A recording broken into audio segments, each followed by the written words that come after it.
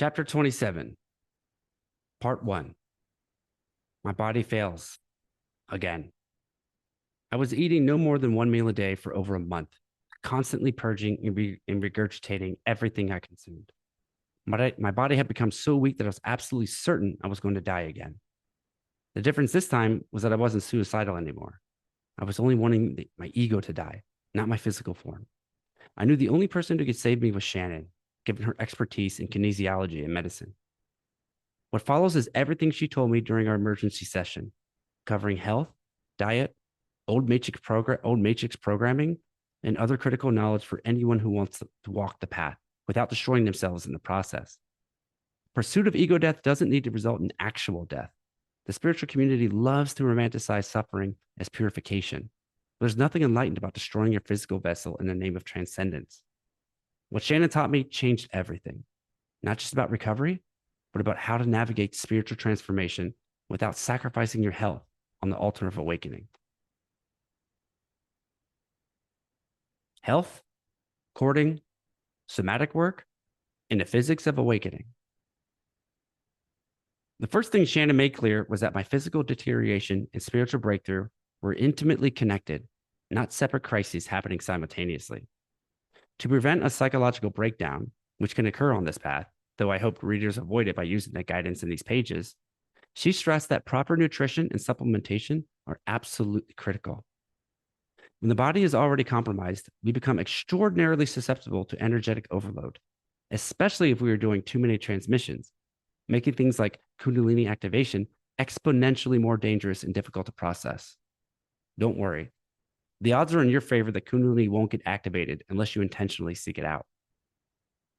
But as Shannon began to explain what was really happening to me, I realized my timing couldn't have been worse from an energetic standpoint. She immediately recognized that my crisis wasn't coincidental timing. When you told me about the 36 Fears session, she said, I knew it was in perfect alignment with the massive quantum shifting energies of April and May. Given your all-in soul commitment, it wasn't a coincidence that this breakthrough happened during such potent energetic months. You got hit with a double whammy.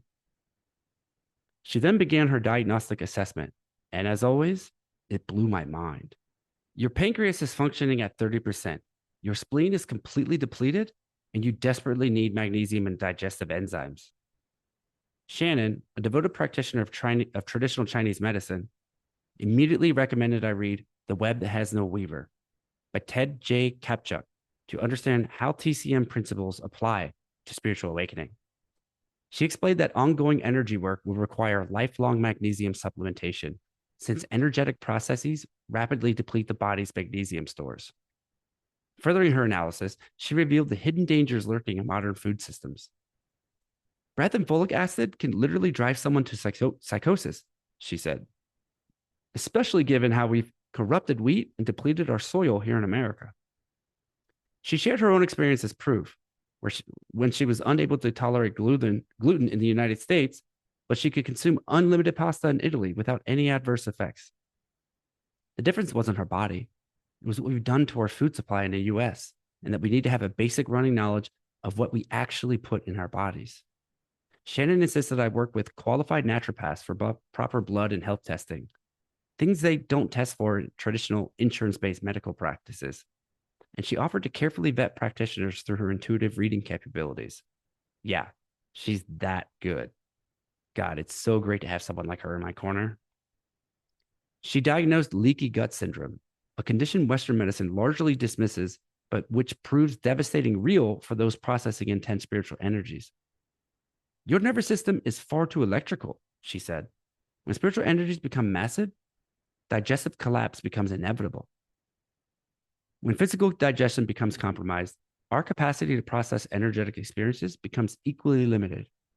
As spiritual energies intensify, digestive difficulties compound exponentially, creating a dangerous cycle that requires immediate intervention. Her prescription included sheep's or goat's milk for homemade yogurt, explaining that my intestinal lining was severely inflamed.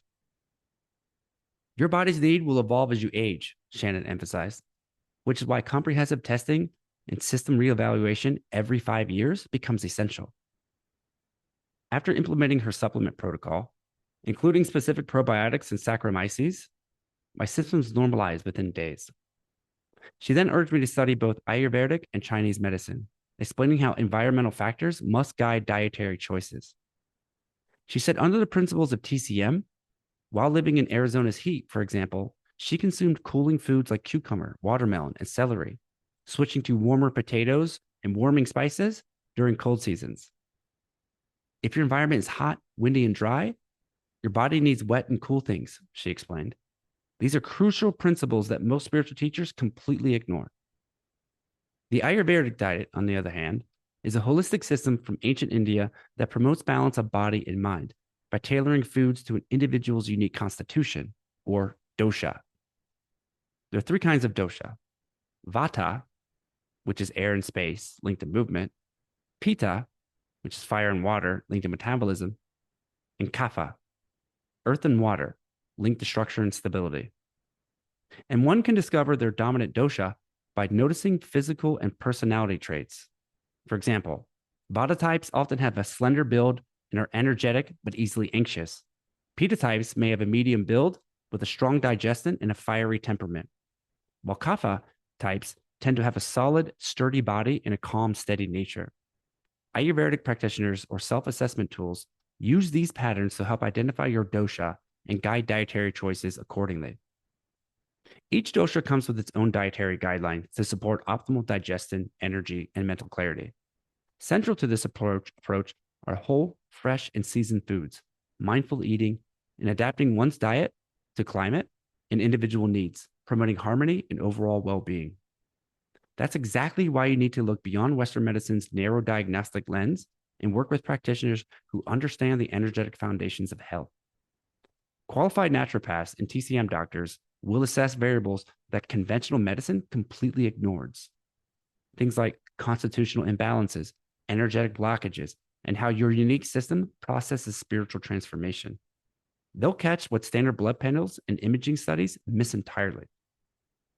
The dietary requirements for handling higher spiritual energies vary drastically between individuals, making universal prescriptions impossible. Shannon, for instance, requires a large amount of protein, kale, and abundant minerals when running intense energy, while her teacher, who is unreasonably thin, can get by on just one meal per day, yet she still channels tremendous spiritual force.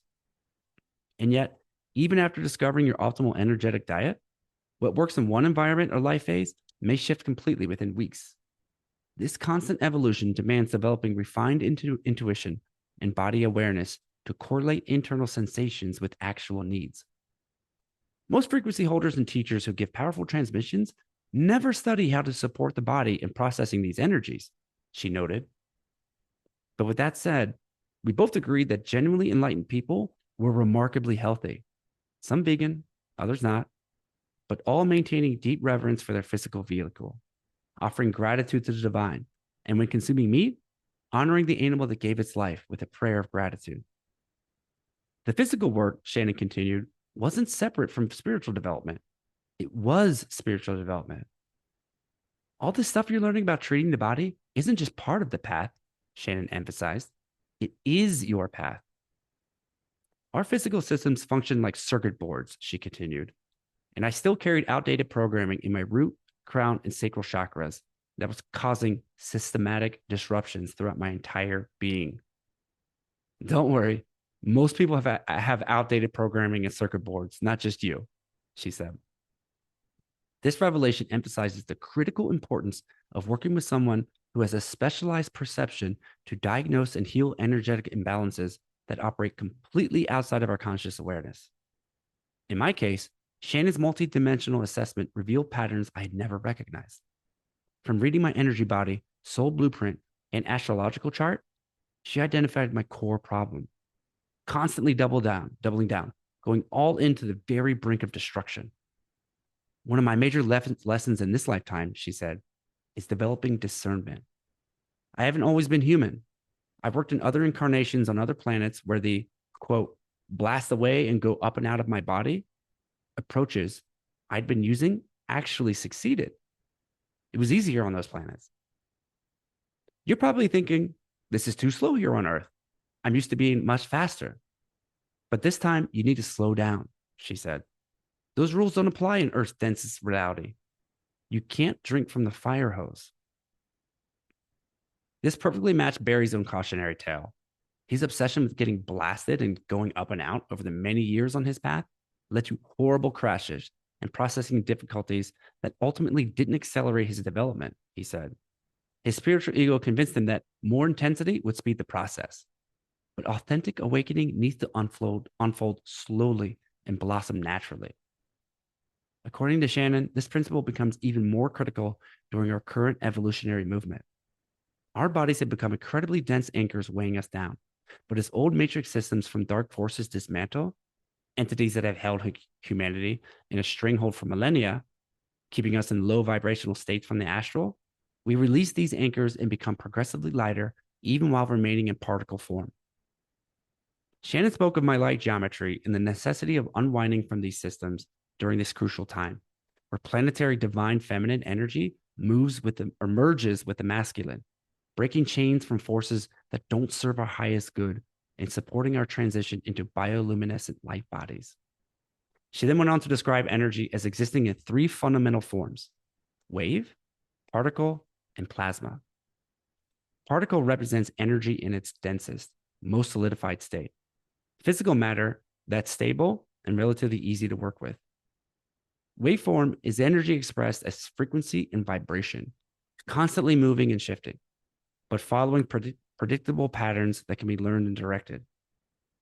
Plasma exists as pure energetic consciousness, the most primal and powerful form that contains infinite creative potential, but remains extremely difficult to master because it operates beyond the laws that govern wave and particle states.